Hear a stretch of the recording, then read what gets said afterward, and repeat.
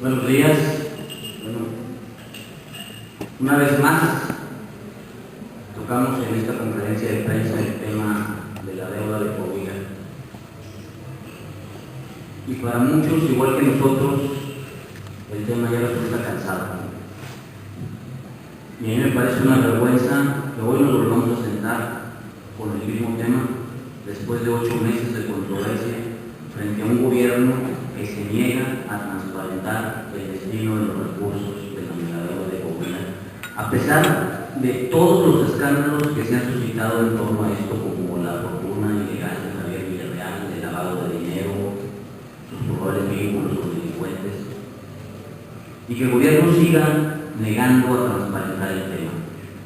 Hemos escuchado también en distintas ocasiones declaraciones de gente del gobierno de que es un tema electoral. No es un tema electoral, es un tema de exigencia ciudadana que iniciamos hace 8 meses y que hoy volvemos a poner en la mesa con el hartazgo de que no nos están queriendo dar la información que demuestre a dónde fueron a parar los recursos de la ley.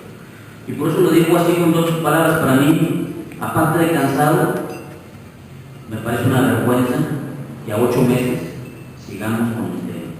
1.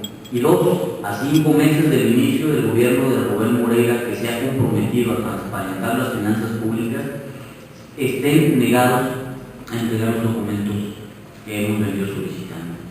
En los juicios nos hemos enfrentado con la actitud de una autoridad sin precedentes. Siempre en un juicio de amparo he visto a las autoridades con la actitud de justificar en términos constitucionales sus actos. Cuando un ciudadano llega a un juzgado de distrito y señala como inconstitucional un acto de autoridad, la autoridad llega, anexa papeles, documentos, respaldos y dice: el acto emitido es legal por esto. En el caso de la deuda de Coahuila, el gobierno está actuando al revés.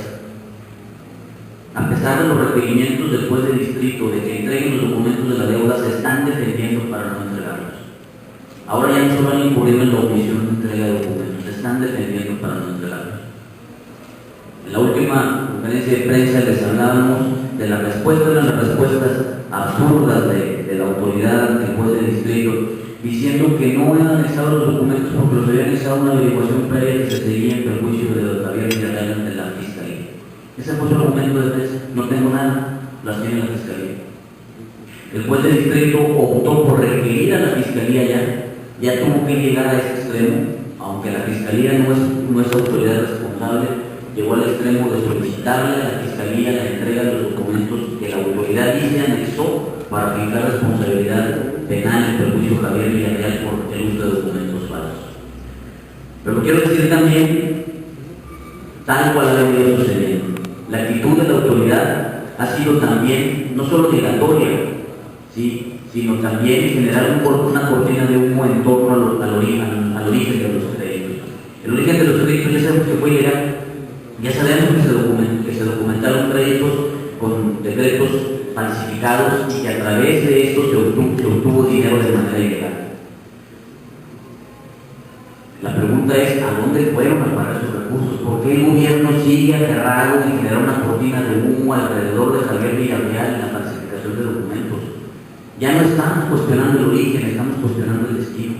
Y lo que queremos saber es a dónde fueron a parar esos recursos. Más después de tener conocimiento de que Javier Villarreal hizo depósitos de estos recursos a cuentas que administró de manera personal y que obtuvo intereses cuantiosos, y se niega el gobierno del Estado a dar la información. La semana pasada se presentaron las primeras revisiones, 2 revisiones en concreto, que tienen por objeto apuntalar el caso de Coahuila ante la Suprema Corte de Justicia de la Nación.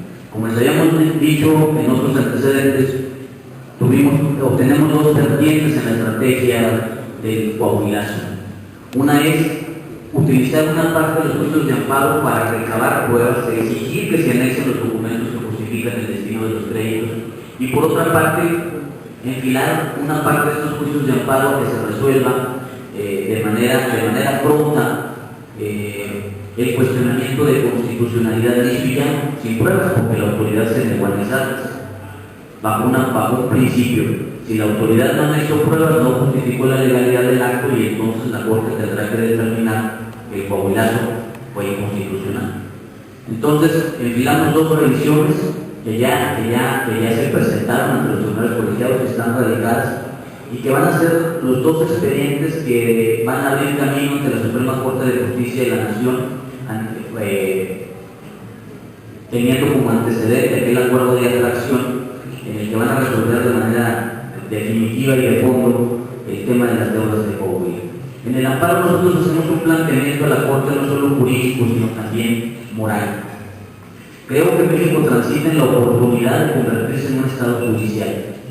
Si la Suprema Corte de Justicia adopta y además interpreta con amplitud la reforma constitucional del 107 de julio del año pasado, podemos estar en las vísperas de un Estado evidentemente judicial.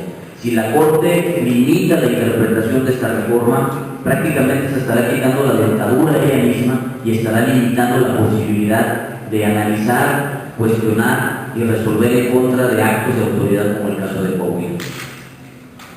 Créanme que el antecedente de Coahuila es importante no solo para el Estado, sino es importante para la evolución democrática y jurídica de México. Uno de los grandes problemas de México es que el Poder Judicial no ha venido funcionando, a pesar de la autonomía que la Corte ha ejercido en la última década. A pesar de ello, sigue siendo una Corte maniatada en muchos sentidos, porque muchos de los actos de autoridad no pueden ser cuestionados ante la Corte. El ejemplo más claro es la deuda de Coahuila. ¿Cómo es posible que el ciudadano no tuviera antes de la reforma del año pasado, no tuviera la posibilidad de acceder al juicio de amparo? Después de la reforma del año pasado tenemos esa posibilidad, y esto es lo que se va a discutir en la Corte.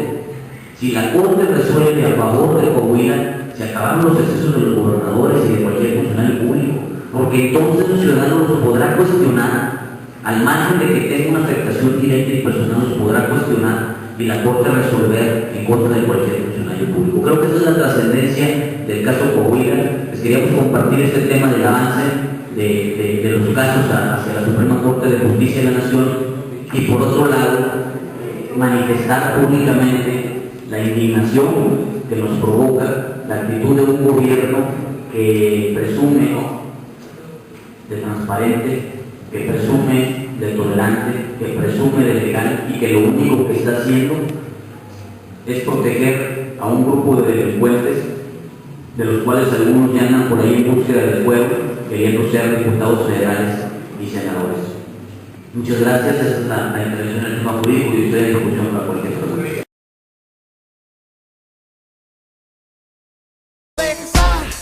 La suerte no nos vencerán, lo sabes, únete y verás, lo fuerte, lo que vivirás, es grande, no lo dejes.